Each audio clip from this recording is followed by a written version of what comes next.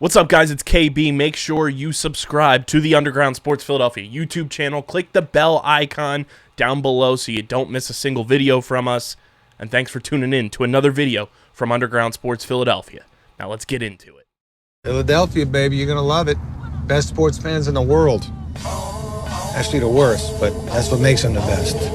Everybody, welcome into episode number 575 of Underground Sports Philadelphia, presented by the city of Vineland. It's KB and it's Patty Pitts, the people's champ, coming at you on a Sunday into Monday episode where we got a lot to dive into, from the Fightin' Phils, the Philadelphia Eagles, and Pitsy's got some ran to do. But we'll get into all of that. But before we get started, make sure you guys are following us on the socials at Underground PHI on Twitter. There might be a blue check mark next to our name now. Instagram, TikTok, Threads, Facebook.com/UndergroundSportsPHI, Twitch.tv/UndergroundSportsPHI. Follow Pitsy on Twitter at Pat_Pitts and at Pitsy35 on Instagram. Follow me on Twitter at KBIZZL311 and KBIZZLE11 on the gram. Subscribe to the podcast feed. Apple, Spotify, wherever you get your podcasts, we are there. Leave a 5-star rating and review. It goes a long way for helping this show continue to grow, helps more people find the show and find our network as a whole. And, of course, subscribe to the Underground Sports Philadelphia podcast YouTube channel. It's all of our podcasts in one spot. The Underground Sports Philadelphia YouTube channel is all of our video content in one-stop shop form. Go subscribe, be a friend, tell a friend. We are currently at 560 subscribers, trying to get to 600 before the end of October. Let's make my 30th birthday come in with a bang, because I've only got 3 weeks left of my youth. God damn it. That's so sad. Yeah, it sucks. Getting old sucks. So go subscribe, youtube.com/@Underground Sports Philadelphia. Smash that like button, ring the bell icon, leave a comment down below about anything that Pitsy and I talk and or rant and or yawn about on this episode. And of course, like I mentioned, this episode is presented by the City of Vineland. And the City of Vineland Municipal Calendar features city-organized, city-sponsored, and city-affiliated events that are of public interest. The calendar, which is accessible at vinelandcity.org, is a good way for residents and visitors to build awareness, remain engaged with city government, and participate in local events. You can also follow the City of Vineland on social media via their Facebook, Instagram, LinkedIn, and YouTube pages. Through these tools, you can stay connected to the community. And get important announcements about programs and services offered by the city. Vineland, New Jersey, where it's always growing season. And big thank you to Security 21 Security Systems and Paul J. Gillespie Incorporated for their continued support of this podcast. Pitsy, what's popping, my brother? See this? See this? Yeah, fuck that. Okay, there you go. Where'd it go? Doesn't matter. I'm so upset with Boston sports right now. It was nice at the end of the monstrosity that I watched to scroll through Twitter and see that there's some hope with the Celtics. So, there's hope there. But as you see, I don't have my Patriots champion title today. I only want to just be the champ of the peeps, not the Patriot peeps, because the Patriots need to be in a timeout. I'm going to do some ranting about that. Fantasy's not going well either. But, I other than that, things are fine. We're fine. I'm fine, Kyle. Everything's fine. Everything's fine. We're just doing our little cleanse for October. Because everything's it's fine. Oh my! That's literally me. That's me in a Funko Pop. That's literally it. We're doing our little cleanse in October, so now I have to resort to Bud Lights to get me by, and because there's no Kenwood in Pennsylvania or in Massachusetts. I can't get them. That's the other reason why I'm upset, because I can't get Kenny's, so I got to drink this. It's fine. Everything's fine, Kyle. Everything is fine. Everything's great over here. as far as the company goes, because we've got winning sports teams going on right now. Yeah, dude, I remember those days. They were fun. It was so fun. I was happy. I was smiling. Oh, I like. Here's the thing too. I got asked. So I'm playing a little insight into the Champ of the Peeps life. Next week, I am playing in a Ryder Cup type of tournament down in Plymouth for a golf weekend, and I'm excited about that. Whatnot. I kind of forgot where I was going with that. Honestly, I'm just so, bro. I'm not gonna lie to you. The Patriots really ruined my mood today. Getting shut out at home stinks. Dude, getting shut out at home is the worst. It's just that was it. Okay, so I'm playing in a ride. There it is.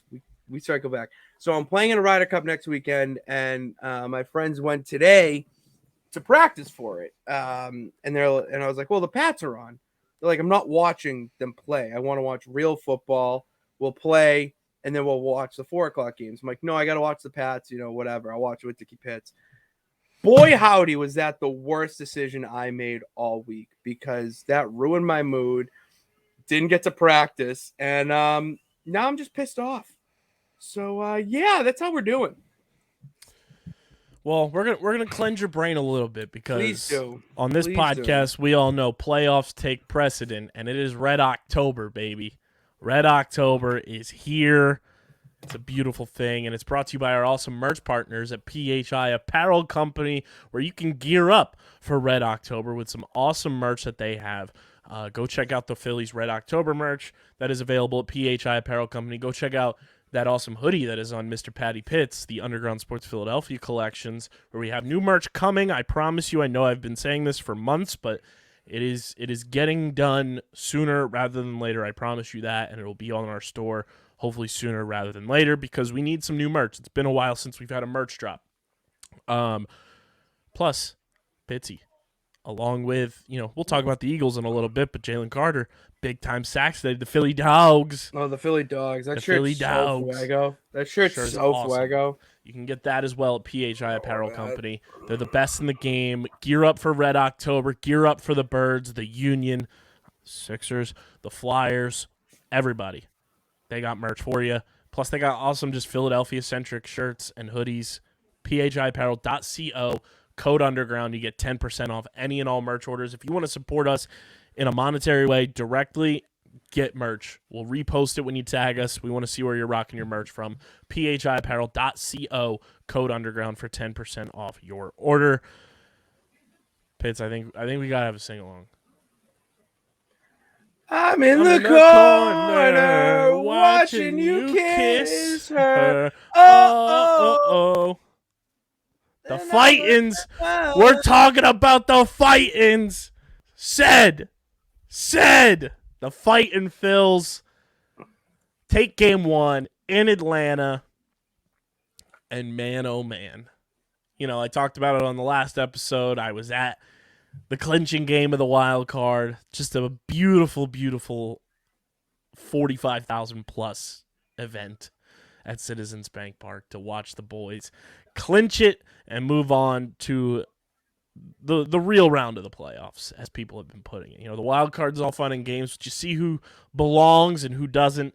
And the Fightin' Phils certainly belong, as they take game 1 down in Atlanta 3-0 against that mustachioed freak Spencer Strider, and they shut out the Braves 3-0. First time the Braves have been shut out at home since 2021, and the Fightins control their own destiny. Now they steal home field advantage away from the Braves, and on Monday, we've got Zach Wheeler on the mound, and it's huge. A beautiful thing that Zach Wheeler, who is just an absolute dog in the playoffs, is ready to rock and roll. And then we have a chance to clinch to go back to the NLCS at home on Wednesday if we take care of business on Monday. Playoff baseball is just a beautiful, beautiful thing. It's really, it is something. One thing I like about playoff baseball, it seems like it's not the intensity or whatnot, but everything just seems more fast paced. I don't know what it is, but everyone just plays with an extra pep in their step, and obviously the games have more meaning, but you have more moments that stand out, and it's just that energy. I don't know. I haven't experienced it in a long time, but watching it through you guys and having it on my screen right now, like it's nice. It's nice to have that back. It is so much fun, and I can't recommend enough. If you have the opportunity and the financial means to do so, go watch your team play postseason baseball in person. It is very funny watching the ticket prices, like variations from city to city, where like the Twins, when they were playing the Blue Jays in the wild card round, you could go watch them potentially move on to the ALDS for the first time since 2004 or 2002 for $33. Tampa Bay Rays, you could have gone to that game for $10. Philadelphia, it was $200+ for standing room only. Dude, it's unbelievable that the Tampa Bay Rays still have a team. Like I don't. It's just that's one thing that boggles my mind, especially when it comes to playoff baseball. That games should not be attended to for $10, $30. Like they should have some meaning. It should when you have the ticket regular price season, like that, sure, but that's exactly postseason it. is crazy. That's what I'm saying. Like they have meaning. It's a special game. Like there's, legitimacy to it. And if you're just selling tickets for $10, that's more of a sign that you basically are just begging the people to come. Where you have a team like the Phillies where it's like $200 and you're like, that makes sense. All right, like, oh, that's a little low. Like that's a little low for playoff baseball. It's insane to me. It's just insane. It was cheaper this weekend to buy a round trip flight and a game ticket to game 1 of the NLDS in Atlanta than it is to buy a single ticket for game 3 in Philly. Dude, that shouldn't be a thing. I'm sorry. It just shouldn't. And as much as I'm the guy who would take advantage of it, but the Atlanta game tickets were like $100-something, but still it's cheaper to buy a round trip flight and a ticket to the game than it was to buy a singular ticket that's to so insane, bro. Citizens That's Bank so Park insane. on Wednesday. Ranger Suarez was fantastic in 3 2/3 innings, and Philly Rob Thompson pulls the trigger, takes Ranger out. Everybody's like, what's going on? Why are we pulling Ranger early? Bullpen shuts it down. Jeff Hoffman, Sir Anthony Dominguez, Jose Alvarado, Orion Kerkering, my sweet baby boy. Pitsy, I want to run this by you. Orion Kerkering, who I have attached the KB prospect Orion to. Orion, great name. Orion Great Kerkering name. is a great baseball name, first of all. Dude, he's a star in his own Which, right. if you don't know me, that's how I base your... That was good. That's how I base your trajectory as a prospect. I don't care about stats. I don't care about where you come. If you have an elite name, you are going to be successful. Dude, yes. And I want to tell you the prospects I've attached myself to with the Fight and Phil since their rebuild occurred. Like based on the name, by the way. Based on name based alone. on the name. Good. Okay. Aaron Nola. Good. Yep. I had to. He's from New Orleans, and his last name is Nola. Oh, he's from New Orleans? Dude, Yes, that's he's just from game, Louisiana. Set, match. Like, Game Nola, set match, bro. That was a given, and I saw his major league debut, so I was attached from the start. Alec Boehm was sold. From the moment I saw him and the moment I heard his name, Boehm was our baby. Dude, he hits bombs. He hits boom bombs, bro. Bombs. Boomers. Bombs. Bryson Stott. Immediately in. You're a shortstop, and your name's Bryson Stott. It's pretty. Game over. That's, yeah. Game over. He's been playing pretty A-okay. Ranger Suarez. Yeah, I heard his name, and I said, he's got to be good. He's a lefty named Ranger Suarez. That's, yeah. And look at him now. Look at him now. Ice in his Doing pretty veins well. always. And Yeah, now, that's his problem. Orion Kerkering. Who, Pitsy, I wanna break this down for you. Because the trajectory of Orion Kerkering is insane. I don't know if you're prepared to hear this. Because Orion Kerkering, this season, he started the year in single A. May 9th, got promoted to High A. July 6th, got promoted to Double A. September 18th, promoted to Triple A. September 22nd, called up to the Phillies. And on October 7th, he pitched a 1-2-3 inning in the NLDS. Dude, that just honestly sounds like a dude's road to the show guy. Like no one goes that quick up the rankings through the farm system. Like that's insanity. He was in AAA for one game. Yeah, you said 4 days, so like one game makes sense. Dude, where they just like they hit like 4 home runs, steal 3 bases. They're like, that's it. He's a pitcher. pitcher. He's a pitcher. That's didn't give up 4 home runs. You had to put that down. Dude, you strike out like. What do you throw like 5 strikeouts in 2 innings or something? It's like unreal. That's insane. And now he's on one of the best teams in baseball in the postseason, living it up. Pitching 1-2-3 innings against Ronald Acuna Jr.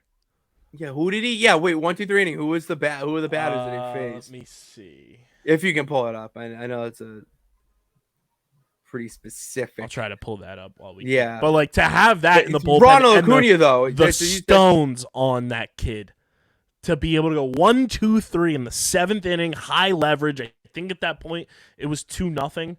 That's Phillies. Close. If That's not close. 3-0, but still, like you're going against historically one of, if not the best team in baseball right now. Baseball history. Like it's insane.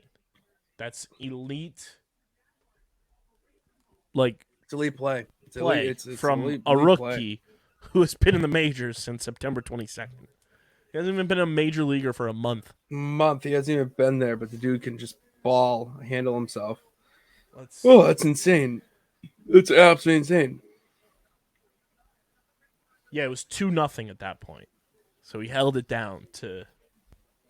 That's insane, dude. Like and pitching is so crucial in these playoffs. You just see it, how much of a difference it is. Oh shit, that's gone. Is it caught? Never mind. That's just insane. It's insane to have that. So yeah, nice. He was unreal. Fightins. This was the game the Phillies had to win. Not necessarily. This is the game that everybody expected the Phillies to lose, I should say, because it was Spencer Strider on the mound. It was Ranger Suarez pitching. You didn't know how things were going to go. You had to steal one in Atlanta. You figure it's going to be the Zach Wheeler start. But now that the Phillies win this game, have the 1-0 lead in Atlanta, steal home field advantage away with Zach Wheeler on the horizon to pitch game 2, you're in full control, and it flips the whole narrative of this series on its head. The big bad Atlanta Braves lose home field advantage after one game in a best-of-5, and the Phillies, the way that things set up, have their best 2 starting pitchers back-to-back in Wheeler and Nola, where now the Braves just used their number 1 starter and lost. Then they have Max Fried on the mound on Monday against Wheeler, who's dealing with a blister on his finger. And you know how that affects the spin rate on baseballs, everybody. If you have a blister, it can feel fine, but that doesn't mean it's going to be fine when it's time for game time. And then on Wednesday, the Phillies will have Aaron Nola at home with that 45,000-plus home crowd, including yours truly. And the Braves will either have Bryce Elder, who has never pitched in the postseason, or they're going to go with a rookie, like 20-year-old, and go bullpen game in a potential Game 3 clinching situation for the Phils. So my question is, because you mentioned the starting pitcher, in the playoffs, would you rather have a pitcher, your starter, go 5-6, or I'll go 7. I'll go 7, not 5-6. Or would you rather them go 5 innings barely, and then just rely on your bullpen? Because it feels like you'd rather go to your bullpen a little bit earlier in the playoffs to rest. Depends on who the pitcher is. Okay, like fair. Zach Wheeler, I'm totally fine. Like, let Wheeler go 7. Let Wheeler go 7. Use your best relievers in 8 and 9, and then you're good. And then your bullpen's preserved for the next day, and you don't use everybody in your bullpen. Where like Ranger Suarez, I love the way Rob Thompson, I forget who wrote the article, so forgive me for that, but he said that they managed game 1 like it was a game 7. So it was like they weren't holding back. Everything was on the table to be used, and that's why Ranger Suarez got pulled early. He didn't tell Ranger when he was going to be taking him out either, which I think is so smart from a psychology perspective. Absolutely. You're not looking over your shoulder. You don't know when it's coming, and Ranger left it all out there and pitched phenomenally. The bullpen came to play, and they utilized the bullpen across the board from Hoffman to Seranthony to Jose Alvarado, Kerkering, Matt Strahm, Craig Kimbrell, the whole 9 yards. Got it done with the bullpen. Wow, okay. And now, the bullpen didn't really have to pitch in the wild card round either because Wheeler went 6 2/3, Nola went 7, so you didn't really use your bullpen that much. So you utilized it there, and then some guy like Seranthony hadn't pitched since October 1st up until yesterday. So he had time off, so you had time to use him. And then the off day today, everybody's going to be at 100% because you're not going back-to-back days because of how the scheduling was going. So now your bullpen's all on deck. And let's say when the Phillies get things done on Monday and they're up 2-0, now you go into Wednesday's game with Aaron Nola on the mound. Everybody, all hands on deck with a day off in between for the travel day. You're going for the kill shot. Ranger Suarez can come out of the bullpen and be the nail in the coffin. Yeah, see, that's smart, too. You can go 1 or 2 in the bullpen. Yeah, I like that. I would rather go just use the bullpen. You just reserve the starters. I want your best starters to go as long as they can. It's not really 2019 to 2021 baseball anymore when it comes to pitching where it's like, oh, we gotta get our starter out as quickly as possible. Mm-hmm. You saw how that backfired for the Blue Jays against the Twins. They pulled Jose Barrios out when he was dealing, and then the Blue Jays lose the series. Yeah, it's all about momentum. If they're dealing and it's like the 6th inning with 2 or 1 out, I mean, you let him go. You got to let him go because then if you throw him off, if you take him out, then that just throws off the entirety of the whole half inning or whatever. And then you're bringing a guy in who is just trying to save, and then they get him off. I don't know. You got to ride the vibes, as weird and cliche as it sounds, but you really have to just play in that way, and having your best guys do that. I'm a fan of it. I agree with you in that regard. And I mean, like, Hoffman pitched to 1 batter in this game.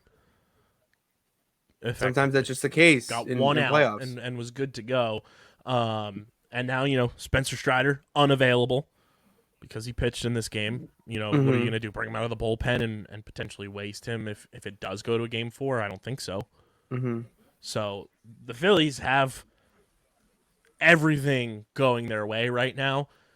And I'm just stoked for Monday. Like, Monday's going to be unreal. It feels like Braves fans have kind of given up. From everything I've been reading on Twitter and replies to things, it's like, same old Braves, same old song and dance. We do it in the regular season, can't finish in the postseason. Like, Braves fans feel like they're waving the white flag. Well, it's because they face the Phillies. They haven't beat the Phillies in a playoff series in God knows how long. So. Ever? Not gonna okay. Not gonna what if you with me, but it's okay. Ever. I thought it was. I just forgot the time frame, but ever. That's crazy to me. That's wow. God, get better, Jesus. Ever. That's tough. That's tough. I didn't know that.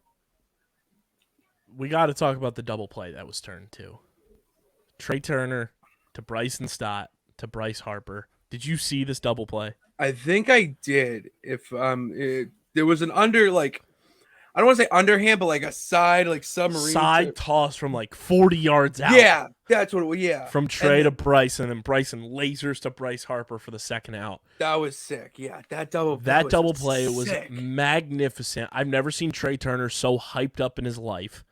There's a side angle of Trey going like yes, like celebrating, and then Pat Egan, who works for 97.5 The Fanatic, did a like layered video. The Trey Turner to Bryson Stott to Bryce Harper double play was damn near equivalent and the same exact motions as Rollins to Utley to Howard when the Phillies clinched the division back in the day. Same exact play. We love those comparisons. We love those similarities. It was like such like chills came over my body when I watched that. Phillies also, in this game, stole 5 bases, a franchise Wow. record for stolen bases in a postseason game. That's one way to really throw the opposing team off the trail. Is just That keep comes the bases after going. JT got thrown out trying to steal, and the Braves tweeted a highlight clip, "Don't run on Murph." Sean Murphy. Dude, you can't be. To which the Phillies proceeded to steal 5 bases after that clip was posted. Dude, you can't be posting that stuff because once you post it, then it's just gonna come back and backfire on you. Like, it was so funny. It was so funny. And then they had nothing else to tweet because they couldn't score runs. And then they just tweeted the final score. That's On my top of that, favorite. Dude, that is my favorite thing from social media now. Are when the teams lose and there's no like, we'll get him next time. No caption or anything. It's just final score. Just no graphic, nothing. No graphic, just final score. That's it. Oh, it's the best, dude. It's like, so look into funny. my veins. Braves fans, don't be absolute morons throwing trash on the field too after the catcher's interference call was upheld, rightfully so. Can you explain that to me? Because I tried to watch a video on it, but it was too John long. Boy did a phenomenal breakdown of it. Okay, it didn't make sense to we me. tweeted it out. Shout out to John Boy, the GOAT of these types of breakdowns. So, Braves fans, first of all, fuck you. Stop throwing shit on the field. It's pathetic. Grow up. It's not the Get a 90s. grip. This isn't WCW. But so what happened was both catchers, like the fact that Sean Murphy wasn't like contesting it and saying like, "Oh, that didn't happen," like that was my first clue. Something happened. The fact that the umpire heard something to say that happened, boom, and JT, the camera angle on TBS, which I might have to say for another podcast, which is how bad the TBS broadcast was. Didn't have the proper camera angle. I don't know how John Boy got the angles that he got, but the laces on Sean Murphy's glove, like the laces that kind of like dangle off of your glove when you tie them, everything, caught JT's bat.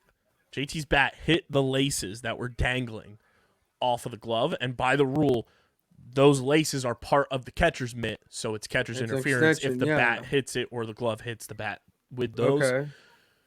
John Boy separated the audio, and there's 2 spikes in the audio, and that is the bat and the laces hitting each other. And he cuts to Sean Murphy talking to Nick Castellanos when they're reviewing it, and Castellanos is like, did you hit him? And he's like, I didn't feel it, but I heard it. Oh, okay. So that's why he wasn't like contesting anything, and it's like that's what the umpire heard. He heard that noise, which led to the catcher's interference and led to a run being scored. Yeah, because if you're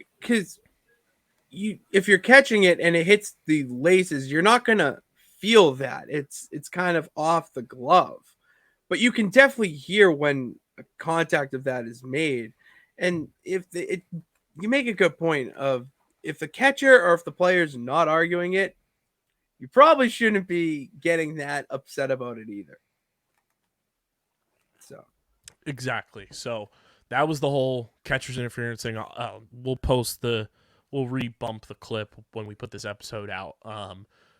But great job by John Boy breaking that down, and good job by the ump, and good job by Sean Murphy for not being a Dumbo and say, "Oh, nothing happened," because it did. And even if you take that run away, Braves fans, the Phillies still beat you 2-0. yeah, it's good sportsmanship by Sean. It's not like the Braves scored 2 runs to then make it a tie game if that doesn't happen, and you got shut out, you doofuses. Yeah, you got shut out. You need to put runs on the board if you want to win. So it'll be Zach Wheeler and Max Fried on Monday night, 6:07 p.m. start. Very excited. Playoff baseball is like going to war, and it is just you live and die with every pitch. Dude, and I just love it. You strap in. I was screaming at my TV last night. Every pitch, you're living and dying. Bryce Harper's home run last night was phenomenal too. Don't let that go understated. Just a great job all around by the team. Total team effort to get that done, and now we're controlling our own destiny, especially because in the other National League, division series matchup. The Diamondbacks absolutely shellac the Dodgers. 11-2, I believe, was the final score. And I'm just saying, if the Phillies do their job and do what they're supposed to do, and the Diamondbacks somehow find a way, the Phillies would have a home field advantage in the NLCS. Because the Diamondbacks are the 6th seed, and the Phillies are the 4 seed. Imagine the Phillies having a home field advantage. Just like we did last year. NLCS. Just like we did last year insane. against the Padres. Oh, and it's another NL West team. Yep. I don't know. Having to go through the Braves. Insert NL West team here. And you know who we had to go through in the first round? Skip Schumacher, manager of the Marlins, who famously scored the only run against Roy Halladay in 2011 in the NL Division Series against the Cardinals that we lost, that ended up ending the run for the Phillies. Oh, that's nice poetic justice. So there's like Cardinals like we had last year, Cardinals connection. Now we got The Braves CC. again. And then either way, it's an NL West opponent. Dodgers or Diamondbacks. It's funny how history repeats stuff like that. And then It's you know fine. who's still in the fucking American League playoffs? The fucking Astros. Carlos Correa. Yep, he's still here. He's still He's still in the playoffs. here. He's still here. You know, the Twins I'm watching right now. Twins are beating up on the Astros right now. We That's love to huge. see it. Huge. It's massive. It's massive, bro. So yeah, that series could potentially be 1-1 by the end of the night, and then the Texas Rangers up They're 2-0. whopping the Orioles. Whopping. Orioles made a valiant attempt at a comeback today, but lose both games at Camden Yards is tough. That you can't lose two at home, man. And That's that to me is just the pure experience of postseason baseball shining through from Bruce Bochy as the manager of the Rangers.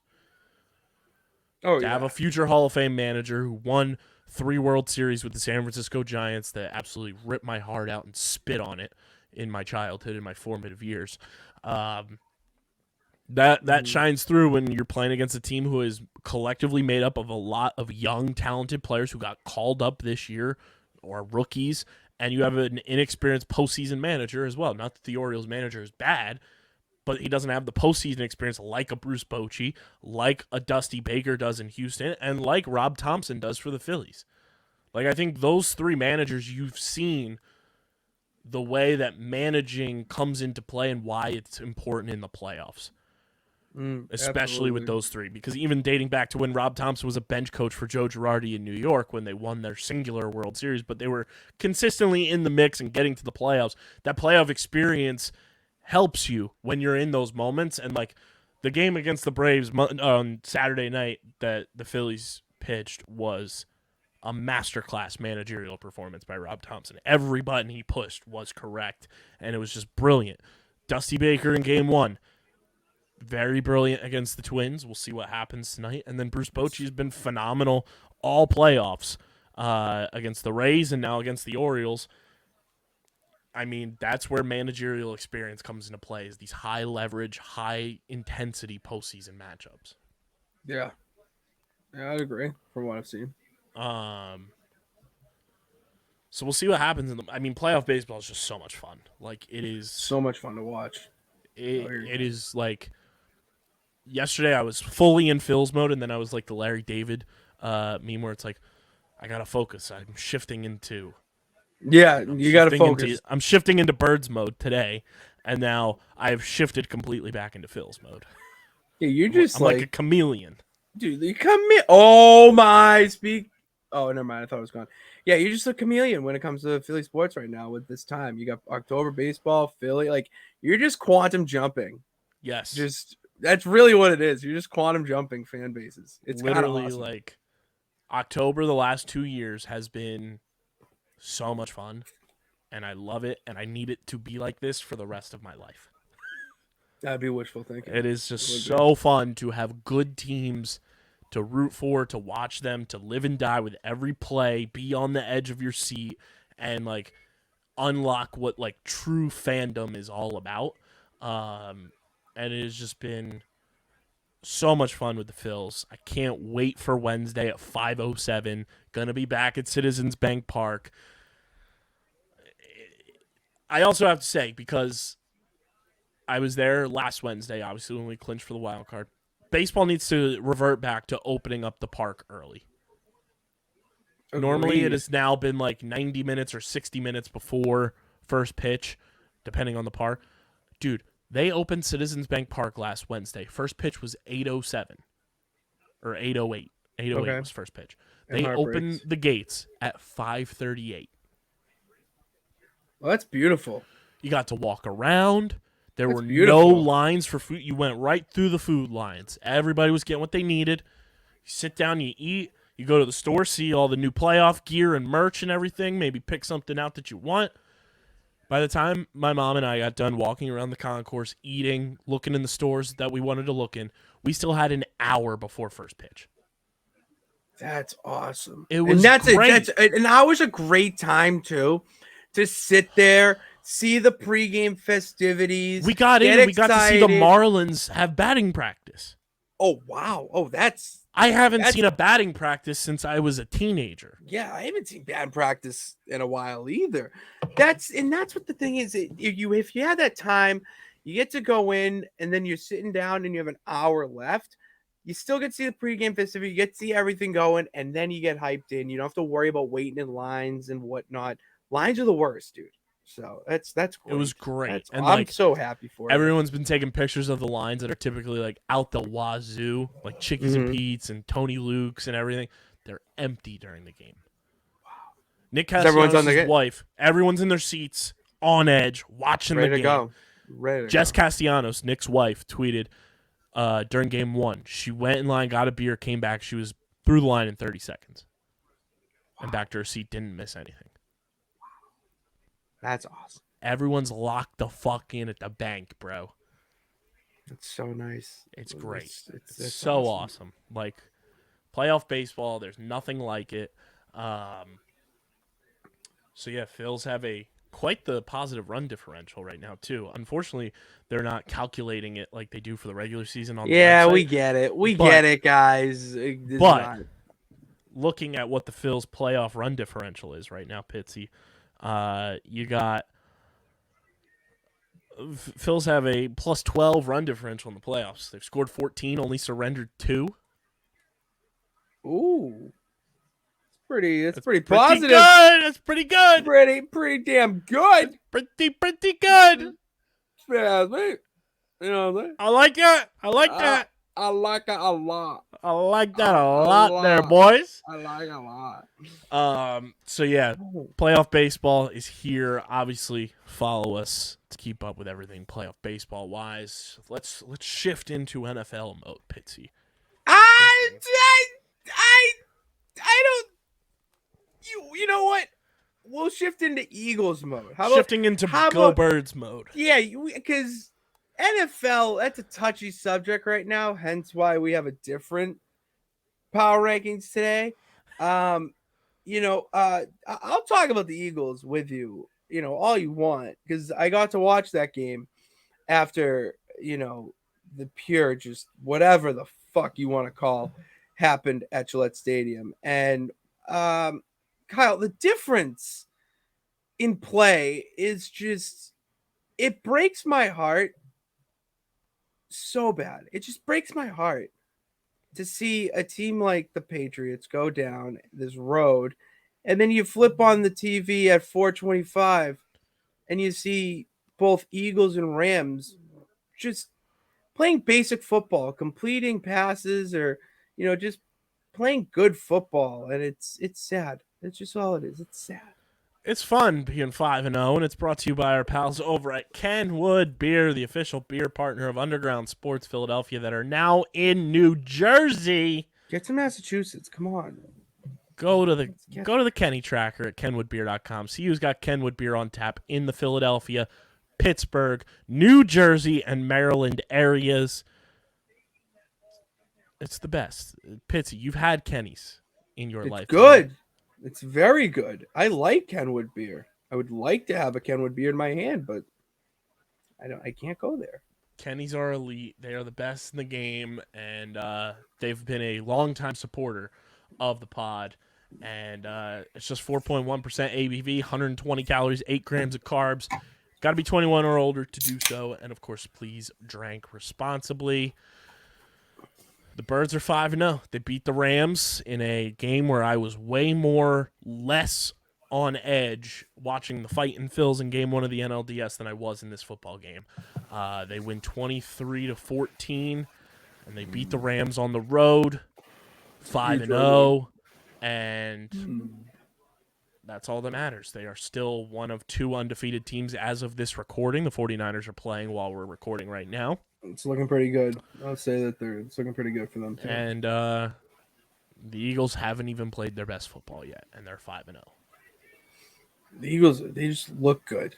It's just, you have a complete offense, finally. It's just nice to see DeAndre Swift. I think that is one of the things you gotta that I get want to Swifty. You're getting yeah. Swifty. You gotta get Swifty. You get Swifty in Philly. That's the video clip that we tweet whenever he scores, by the way. Absolutely should. Dude, You absolutely gotta get should. Swifty. Dude, you gotta get Swifty. And it's nice to see him play well. You want to hear this tragedy, though? I forgot to play A.J. Brown today. I don't know why he was on my bench. I don't know why. He's always open. He is always open. Problem is, he's not doing a lot on my bench. And I think the issue is, I don't know what happened. I think someone went in my sleeper app and put it away. I got to get an open sign for the studio. You do. And just point to it. Because AJ's always open. He's always open, bro. He's always open. Big win, though, against the Rams. It's a big win against a solid football team. Yeah, like it's a good win. The Rams, I would say, are a borderline playoff team this year, depending on how the wild cards fall. Yeah. But to stay 5-0 at this point is huge, especially when you go on the road again next week against the Jets, who are just frisky. They're always frisky. They win today. Before you come home to play arguably your toughest game to date against the Dolphins. That's gonna be a tough one. On Sunday Night Football in the Kelly Greens. And then before the bye, and then you go to Washington, and then home against Dallas, and then bye week. Before the bye week, post-bye week gauntlet begins of Chiefs, Bills, 49ers, Cowboys. Oh my God! Yeah, you need to get you need to finish up until a bye week 9-0. with at the worst 8-1. Yeah, that these are games that are very should beat the Jets. Eagles. Yeah, you should beat the Jets. Week. At MetLife, win them. Doesn't matter. Dolphins is going to be interesting. You'll get a real test there, but you're at home. The defense, that's the thing. It's the offense with the Dolphins. Yeah, where they're sick. It's their defense that they're just good. Mm-hmm. They're just good, So. And we're at home, and we're in the Kelly Green, so it's going to be rowdy. Yeah. And then you go to Washington. That'll be a tough game. Should be a win. That's going to be a tough game. That's going to be a tough game for you. The Commanders have been playing really well this year. I mean, with Sam Howell and that whole new offense, dude, wait, you played him already, right? Yeah. And it was close. That's what I'm saying. But overtime. That's the thing. So you already have that in the back of mind that you went to overtime with them. It's not going to be an easy game. And this is a massive win to sweep the season series before the bye. That is a huge, huge momentum shift heading into your bye week. Yeah. I mean, beating your division is huge, especially in the NFC East. And then, obviously, you have the Cowboys after, which is going to be interesting because I personally think the Cowboys are very fraudulent offensively. Defensively, they're still very solid, very good.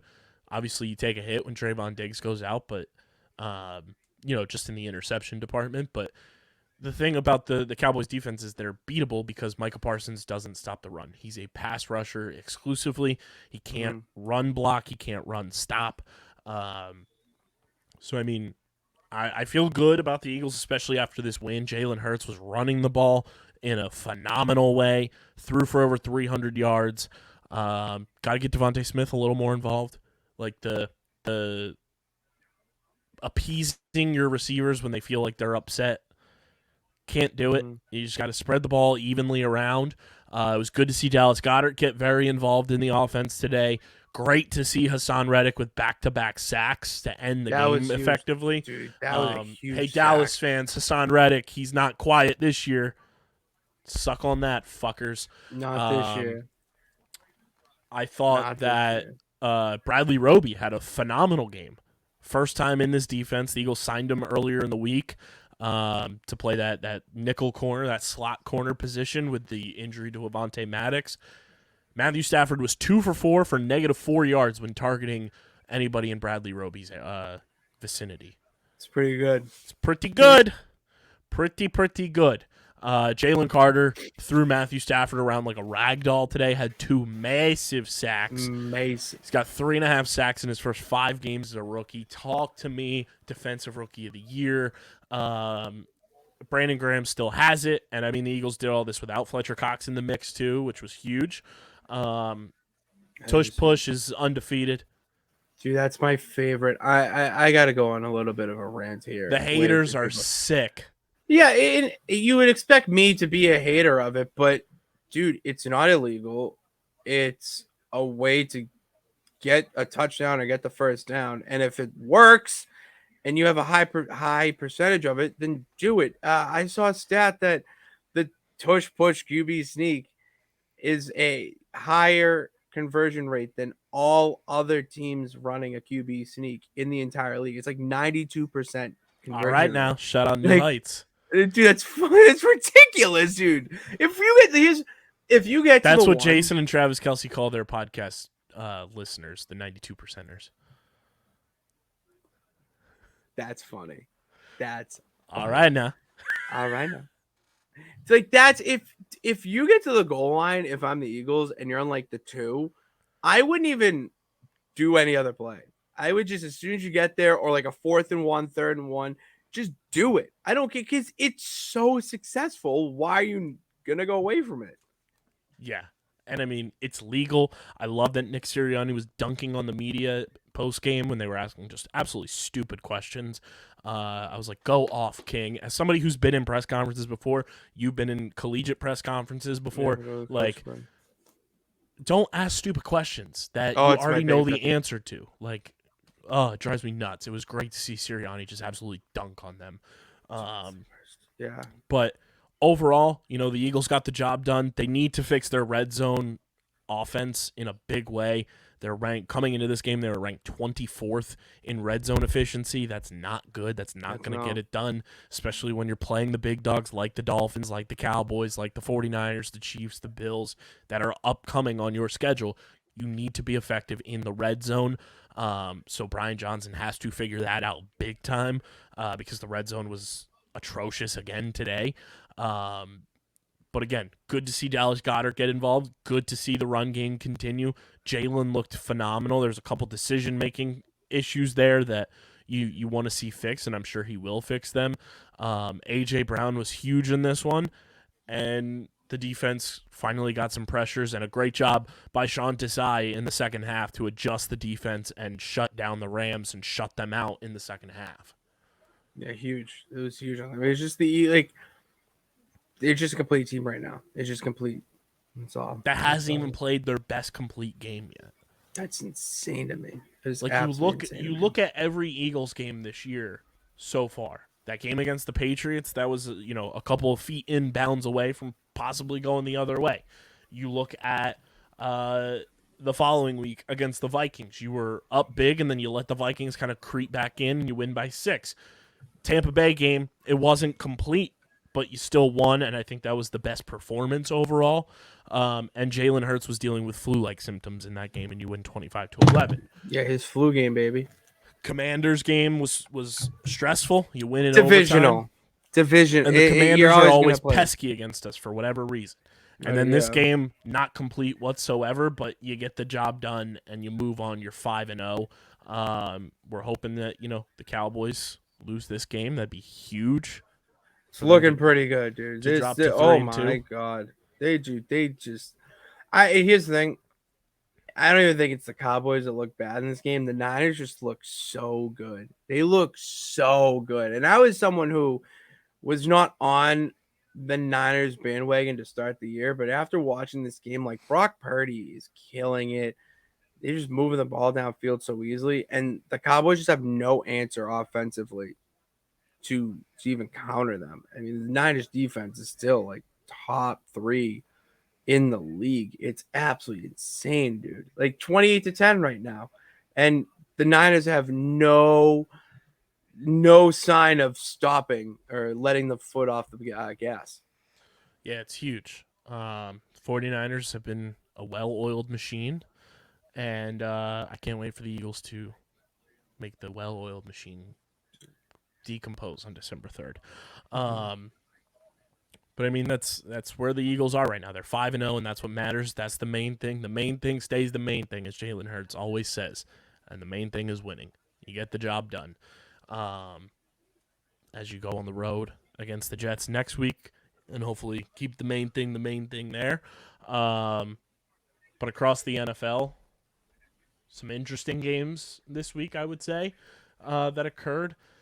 This feels like the first week, too, that we've had back-to-back London games for the same team.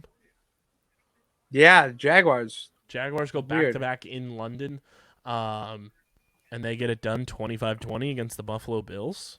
Maybe the Jags should just stay in London. Maybe they should just stay in London. They have so much success there. It's insane. Shout out Dougie P. The Bears double up the Commanders on Thursday Night Football, too. 40-20. That was a big win from the Bears. DJ Moore just absolutely took over that game. It's unbelievable. What do you have, like 250 yards? And 3 touchdowns? Yeah, like just ridiculous. Colts hang on to beat the Titans 23-16 on the back of Gardner Minshew because Anthony Richardson got hurt again. Shout out to my boy Gio. Happy birthday to the young boy. He was at the game today. I saw it. That was awesome. His sister was Mini Blue. How they have like the inflatable mascot. Oh, she was that? She was Mini Blue today. I thought that was so dope. That's really cool. That's really cool. The Pittsburgh Steelers 17-10 over the Ravens. That's a weird win. Yeah, because at one point it was 10-5. Dude, Steelers just find a way to win, man. Mike Tomlin, most underappreciated coach in the NFL, hands down, dude. Your Lions effectively double up the Panthers 42-24. Motor City Kitties, baby. Let's fucking ride, dude. Anyone who is hating on Jared Goff can just suck a fat one. I am so over all the hate that Jared Goff gets. And finally, he's getting the praise that he deserves. And get this, Kyle, do you know who didn't play today? Everybody. Amon-Ra St. Brown. He was out. The rookie sensation, Jahmyr Gibbs. Yeah, my ass rookie sensation. Well, alleged. It's a legend. Allegedly. Okay, because they have David Montgomery. Anytime he gets a run for 5 yards, Dan Campbell's like, get him out of here. Throw him out. Dude, it's like taking your Ferrari out for a drive, and then before you get in the highway, it's like, let's go back in the garage. Like, that's all it is. I had Jahmyr Gibbs in fantasy. I traded Jahmyr Gibbs in fantasy for Christian McCaffrey and a first-round pick. That is without a doubt the best trade I've ever done in fantasy football. That atones for your sin of trading Travis Kelce last year. Oh my god, I totally forgot I did that. I totally forgot I did that. Just straight up, what an idiot you are.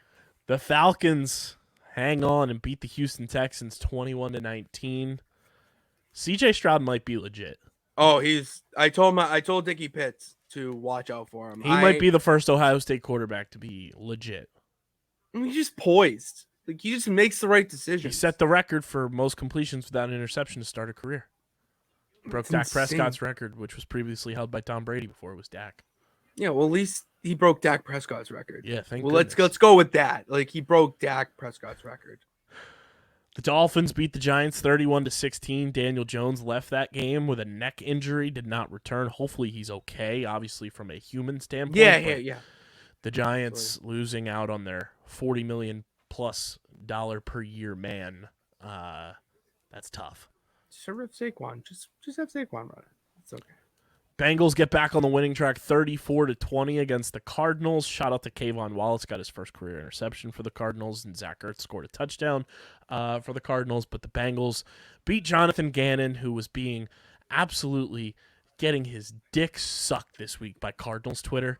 It's like, guys, Jonathan Gannon was the reason the Eagles lost the Super Bowl. Let's not put it past us that Jonathan Gannon was not the reason that the Eagles didn't win the Super Bowl, and the fact that the Eagles defense is a little different this year does not mean Jonathan Gannon did not deserve to be moved on from. He stinks.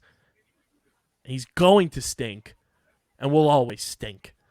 You got doubled up by a team that was struggling to score points, and they put 34 on your domes. Get out of my face. Like we mentioned, obviously, Birds win 23-14.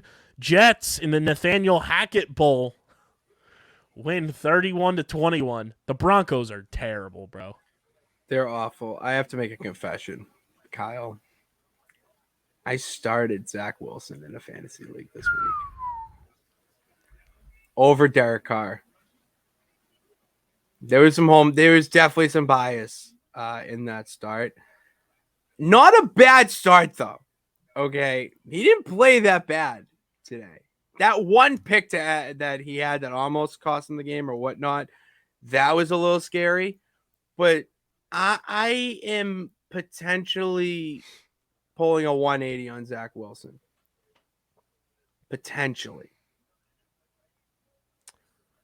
Jets win 31-21. I love that because now the Jets are going to be riding high off the Nathaniel Hackett win when the Birds come to town and kick them right in the teeth. Chiefs hang on to beat the Vikings 27-20. Travis Kelce got injured in this game but came back and scored a touchdown. Hopefully he's okay. Shout out to the boy. And right now, as we're recording this, pretty much end of the third quarter, 49ers up 28-10 on the Cowboys. How about them Cowboys? How about them Cowboys, man? End of the third quarter and they're losing. Oh, music to my ears. Beautiful stuff. Beautiful stuff there. And also beautiful stuff that T.O. dunking on San Francisco radio this week, telling him that Eagles fans are the best fans that he's ever played for. Love that. Love that. And, I mean, you look at the standings across the NFL. I think in the elite tier of teams, we can kind of categorize it. Dolphins are in there. At this point, yes. Chiefs are in there still at 4-1. Mm-hmm. I wouldn't put anybody from the AFC North right now. No, not in the elite. No. And not really anybody from the AFC South. Although the Jaguars are like hovering around there, but you can't lose to the Texans. Few more games, and if they keep playing the way they are, I mean, Calvin Ridley has been the star of that team this year so far. Yep. And then in the NFC, I would say Lions are like right there. I want to number one. I want to see one more game from them, like to really put it in perspective that like they are legit. And I'm not saying they aren't. Like you beat the Chiefs and you beat the Packers at Lambeau. That's huge. But I mean the rest of their schedule. Who else have they played this year? I mean the Panthers stink. The Falcons stink. That Seahawks game was tough. If they would have won that. That's their kryptonite. That's what my new thing with the Lions, that if they're going to play the Seahawks every year, it's going to be that out of divisional, same if they can go down to Tampa next week and beat the Buccaneers in Tampa, I'll be like, all right, cool. Because like Tampa's been good this year. Look at what Baker Mayfield can do with a competent coach. And yeah, players. It's nice. It's nice, isn't it? It's nice what a quarterback can do with competent coaching and good players, Kyle. It's so different. No. Lions are legit, but I'm not putting them in the elite tier yet because I want to see. You know what? I fair. I wouldn't put them elite, but like, good. They're legit. They're very good. Same thing with the Bucks. Like they're very good this year, but obviously you saw like the talent gap between them and the Eagles when they played. Mm-hmm. No, 49ers are elite, and the Eagles are in that elite tier for me as well. Yeah, there's just none of yeah. Pitsy, I know it was tough getting shut out at home, and you have a different spin on your power rankings this week. It's brought to you by Dubby Energy, official energy partner of Underground Sports Philadelphia. Pitsy, I know you're going to be energized during this this power rankings here, and Dubby's going to be a big reason for it. It's all natural energy. They've got great flavors that is absolutely delicious. You're not going to have that crash or the jitters. Dubby keeps us energized in the Underground Studios, office, and everywhere. All of our remote sites as well. Between you, Deej, everybody. Deej loves the blue raspberry, the big energy tears. Blue raspberry is good. Blues, I had it. I had a little bit. Mine's the the Galactic, the fruit punch one. Oh, the Galaxy Grenade. Galaxy Grenade. Thank you. That was my favorite. And watermelon lime. Yeah, dude, that was so good. I love the white mango or the white peach mango. The one that I have right in front of me for product placement. Bang. Hey, Bang. There we go. It's beautiful. Coffee fruit extract is the main ingredient for the caffeine. It's all natural. Go to w.gg and use code underground for 10% off your order. Pitsy, I'm going to set the stage here. Yeah, we're going to put the title away because I need to little rant here. So we're not doing the power rankings because as Kyle and I just went through, we know who's elite and we know who's not. And one of those teams, or one of those players, I would even say, that's not elite, Mac Jones. I've had it. I've had it with Mac Jones and the Patriots right now. So I thought that my spin this week, and you saw my video on Twitter, go to Underground PHI on Twitter to check out how they broke me. And I just thought, we need to replace Mac Jones. I have some ideas here on my Pitts pad of paper that I would like to share with you guys. So we're going to go at number 10. Hold on. Tell me when to hit your music. Oh, I'm sorry. I'm so into it. So we got this week, top 10 Mac Jones replacements. Kyle, hit that music, and I'm going to wait for the beat to drop.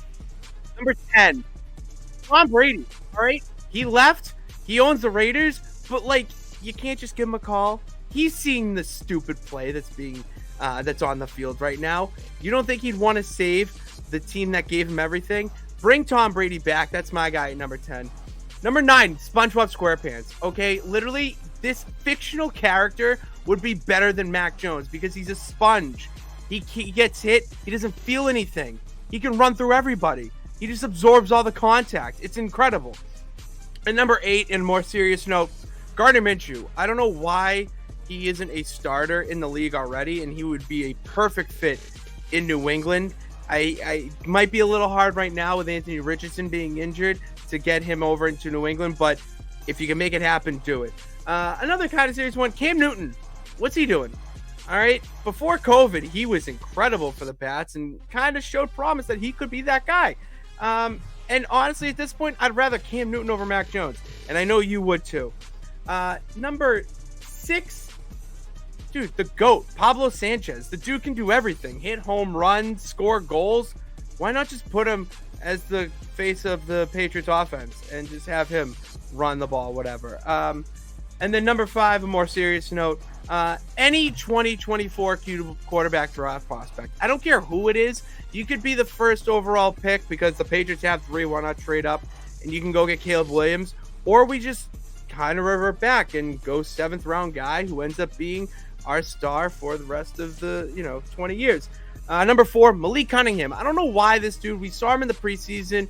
It was like a mini Lamar on offense. I don't know why he's not on the team right now. I know he's on practice squad. Why not just elevate him into the main roster? Because at this point, why not? All right, let's get some difference in there. And number 3, this is a dream trade scenario. It'll never happen, but God damn it, bring Jared Goff into New England. The dude is cooking it for the Lions. He's so good. And if I could just take one guy, no trade repercussions at all, it would be Jared Goff. And number 2, just bring him home. Jimmy GQ, man. He's not doing well in Las Vegas. I know he's got his injuries, but, come on, bring him home. He would be perfect. Bill wanted to get rid of Brady and keep Jimmy G in the first place. So why not just make that happen again? McDaniels doesn't want him, but I do. Okay, so bring him home. Okay, and then number 1, Kyle, here's the real kicker. Anybody else at quarterback than Mac Jones? I don't care who it is. I just named fictional characters. I named people who aren't even in the NFL anymore. I think Colin Kaepernick could write a letter into Gillette, and I'd read it and then give it to the Kraft family themselves to get him to even be the quarterback. So literally anybody else but Mac Jones is our quarterback for the rest of the season. Please. Run that list back for the people. All right, a quick rundown of the list. We got number 10, Tom Brady. Number 9, SpongeBob SquarePants. Number 8, Gardner Minshew.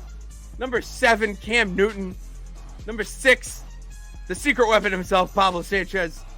Number 5, legitimately any quarterback prospect for the 2024 draft. Number 4, Malik Cunningham on the practice squad. Number 3, Jared Goff. Number 2, Jimmy Jimmy Garoppolo. And number 1, literally anyone else. So there it is. That's Pitsy's power rankings for the week. Brought to you by Tubby Energy. Let me get the Peeps. Ow. Brahma Bull. I don't even have the Gillette Gazette one because I don't want to. Dude, you think how I want to. I am so mad at Patriots Nation right now that I put SpongeBob SquarePants in power rankings. That's just how furious I am. But like, doesn't that make sense? He absorbs all the contact. He's a sponge. Like, I don't know. It just kind of made sense in my head. I was like, imagine him. Oh, that's great.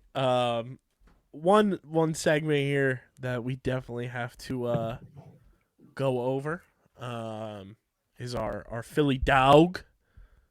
Our dog of the week. We gotta bring into the fold. Obviously, get your Philly dog shirt, PHI Apparel Company. Pitsy, who's your nominee for dog of the week? My dog of the week. It can be any Philly athlete, right? Yes. Oh, it's Bryson Stott. That grand slam was fucking electric, dude. After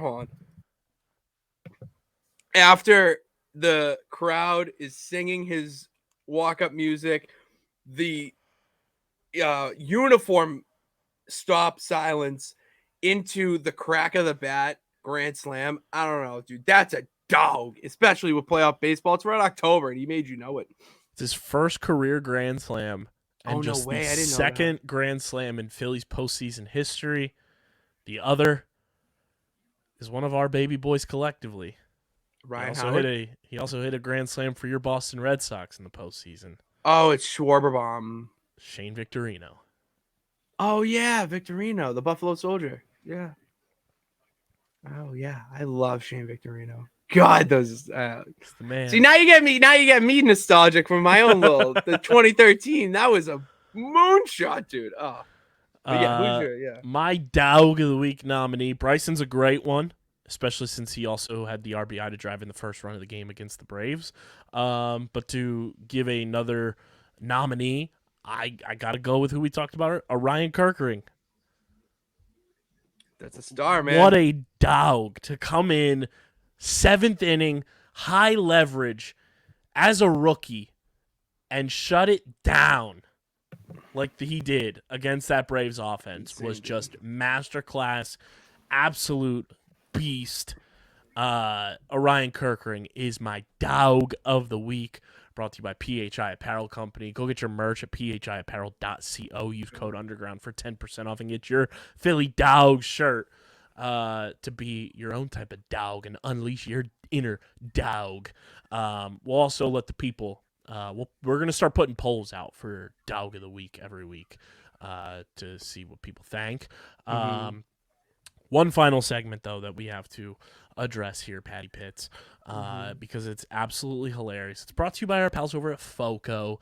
They have been the best partners, and you already know it's for that fandom inside you. They've got everything from baseball to football to basketball to hockey to WWE to entertainment and more. Plus, they've got those nifty, awesome Phillies overalls that they have for every team now. I saw one of your Motor City Kitties rocking Lions overalls this week. I saw Fletcher Cox rocking Eagles overalls. You can get your own. Link is in the description. Shout out to our awesome pals at FOCO. I've been rocking my Phillies overalls. Everybody loves them when I'm down at the stadium. They are so comfortable. Go get your overalls because I feel like everybody overalls are in. Dude, if I came home and I was wearing Detroit Lions overalls, and so no, Kyle, I want to. That is not the issue at hand. Mary Ampitz and they would look at me like I need to be Section 9 or whatever it is, like mental institute. Like they're just like you, because I already come home with the wrestling shirts and whatnot, and they just don't get it. They've also got that captain's hat that you need to get. If I came home overalls and a captain's hat, they'd think I was already in the loony bin. See, here's the thing though. I kind of want to do it. Do it. I kind of want to do it. I'm like the Kermit. I'm like the Kermit meme. Do it. Oh man, I will be a Muppet and absolutely go for it. Like I need it. I need it. Like it's the thing. I would video myself doing it, and then walk in and be like, "Mom, look at this. That's my new style." And just her hit. It's like, what are you doing, dude? They are so comfortable. I love wearing them to games. Yeah. People love them. Like I get complimented so much wearing them. It's unreal. So go to the link in the description. Get your Phillies overalls for the postseason. Are they heavy? Not really. Like they're dense enough that like they're good, but like so soft, so comfortable. Soft. Okay. I hear overalls. I feel like rough denim. You know what I mean? Like no. Oh, okay. They're great. Very, very nice. Like, all right, and well worth the price too. So go to the link in the description. Get your Phillies overalls or any gear from FOCO. They are the best. Shout out to FOCO for being one of the best partners we have, along with all of our partners. But Pitsy, I feel like you and I specifically have been diving into the world of TikTok for the company a ton. Yeah, I just got banned for some fucking reason, so I made a new one. Captain Nonsense got hashtag suspended. Free Captain Nonsense on TikTok. Dude, Captain Nonsense just got the boot for no reason, so now I have to actually be Patty Pitts. It's tough. I have stumbled upon these like AI generated SpongeBob rap videos on TikTok. Why am I not getting this? I'm going to send you one so you can see it in real time. Okay. Because it is unreal. I gotta find. Here we go. All right. I have the phone. Got it here. Pulling it up because these videos are absolutely hilarious. And they keep popping up on my feed. And I can't help but watch them because they're so fucking funny. Because they sound just like the characters, but they're rapping like trap rap. Oh, oh my. Oh, here we go. All right. Good. Here we go. All right, let me take this out.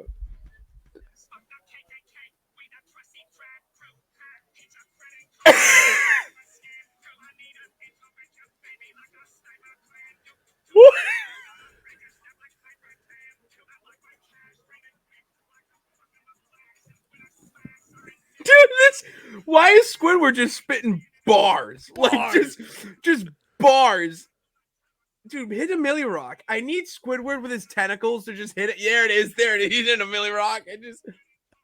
Dude, that is so. It's so funny. I'm following this dude. I don't give a fuck. It's so funny, bro. Dude, I need more content. Squidward running around with an AK, just shooting people in Bikini Bottom.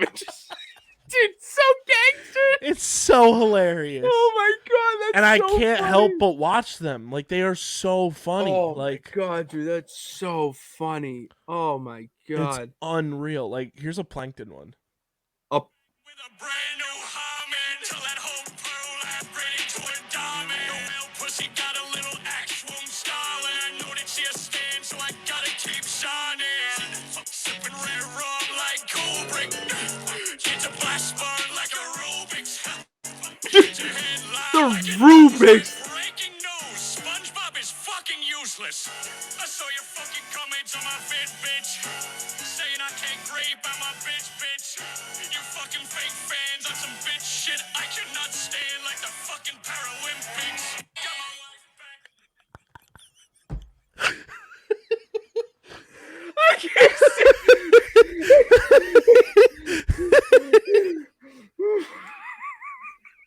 Dude, the fact that Plankton.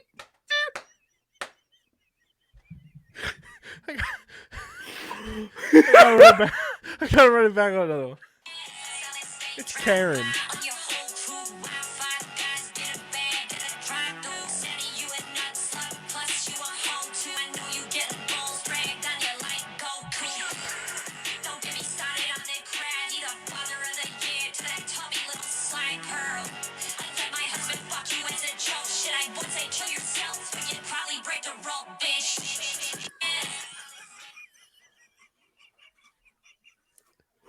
This motherfucking bars. This motherfucking bars.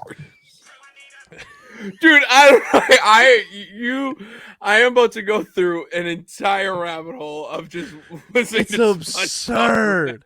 It's absurd. That's insane. Holy shit. That is like the TikTok find of the week. Oh It my is God, just dude. absolute That's scenes. fucking unbelievable. Karen just said, Sandy, you a nut slut and a hoe too. We're just calling out. It's like wiling out in Bikini Bottom. It's absurd. Oh Like- my God, bro. That is the funniest shit I've seen this week. I'll tell you that. Oh my God, dude. That's so funny. Oh man. Absolute Oh. scenes. Absolute scenes. I have no more words, man. That's just incredible. That's incredible. That's all we got for you guys on this episode. Make sure you're following us on the socials at Underground PHI to keep up with Phillies playoff baseball, the Birds, the Union, the Sixers and Flyers, everything in between. Survivor, obviously. We'll be having the Survivor content updated. It's a little delayed right now because it comes out on Wednesdays, and the past two Phillies postseason games that I have been at or will be at are on Wednesdays. So It's tough. stand by on the Survivor stuff. It will be coming. Be sure to follow us at Underground PHI, Twitter, Instagram, TikTok, Threads, Facebook.com/Underground Sports PHI, Twitch.tv/Underground Sports PHI. Follow Pitsy on Twitter at Pat_Pitts and on Instagram at Pitsy35 and on TikTok at Pat Pitts. Follow Yeah, us on not TikTok. Captain Nonsense. Not a Captain Nonsense. We gotta figure out. We'll figure that out behind the scenes to see what it says and what happened. Because I can still view your profile on TikTok. It's not. You know what like I it's think it gone. is? I think I just put in the wrong password. I'm not gonna lie, it probably is something so stupid as that. Maybe. So who knows? Follow me on Twitter at KBIZZL311 and KBIZZLE11. Subscribe to the podcast feed on Apple, Spotify, wherever you get your podcasts. Subscribe to the YouTube channel, youtube.com/@Underground Sports Philadelphia. We're at 560 subscribers. Let's dance our way to 600 sooner rather than later. And big thank you to Security 21 Security Systems and Paul J. Gillespie Incorporated for their continued support of this podcast. And, of course, we are presented by the City of Vineland. And whether you're a company looking to expand, relocate, or you're a new business startup, selecting the right location is critical to your success. Vineland, New Jersey offers both an affordable business location and an excellent quality of life. The city's economic development department is a one-stop source for moving your project through the development and approval process, and their goal is to make this process as smooth as possible and to provide the fastest turnaround times in the region. If you're considering potential locations for your operation, contact the Vineland Economic Development Team at 856-794-4100. That's 856-794-4100, Vineland, New Jersey, where it's always growing season. And be sure to get your merch from our awesome merch partners at PHI Apparel Company, phiapparel.co, code underground for 10% off your order. This has been episode number 575 of Underground Sports Philadelphia. For Pitsy, I'm KB. We'll see you sometime this week for the next episode. We'll see you live from Citizens Bank Park on the socials on Wednesday at 5:07 p.m. Eastern Time. But until then, we're getting the heck up out of here, and we are signing off. Peace.